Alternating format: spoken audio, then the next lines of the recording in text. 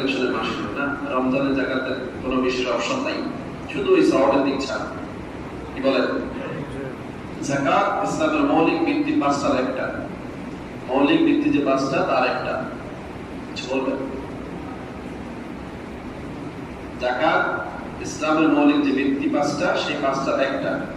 শাহাদাতু আল্লা ইলাহা ইল্লাল্লাহ ওয়া আন্না মুহাম্মাদুর রাসূলুল্লাহ ওয়া ইকামিস সালাত ওয়া ইতাইজ যাকাত ওয়াল হজ্জ ওয়াস সাওম রমাদান। রমজান যেমন ইসলামের একটি মৌলিক বিধান, হজ যেমন একটি ইসলামের মৌলিক বিধান, রোজা, হজ, যাকাত, নামাজ, কালিমা এগুলো যেমন মৌলিক বিধান, এগুলো যেমন সারা বছর নির্দিষ্ট সময় সাপেক্ষে শুধু দুইটা আমল, একটা হচ্ছে রোজার মাসে রোজা, হজের মাসে হজ।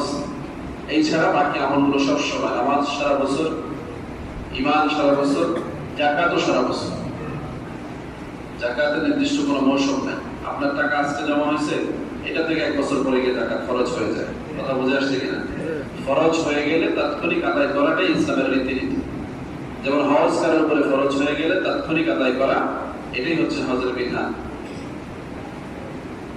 ইয়াজিবুল ফাওর আমালা তারাকি, হজের ব্যাপারে বলা আছে তাৎক্ষণিক ফরজ, বিলম্বে করার সুযোগ আছে যদি এই ব্যাপারে গ্যারান্টি দেওয়া যায় যে সে আগামী বছর জীবিত থাকবে। যদি কেউ এটা মনে করে যে আগামী বছর সে জীবিত থাকবে, তাহলে হজ ফরজ হওয়ার পরে দেরি করা যাবে, তো এই গ্যারান্টি কারো নাই।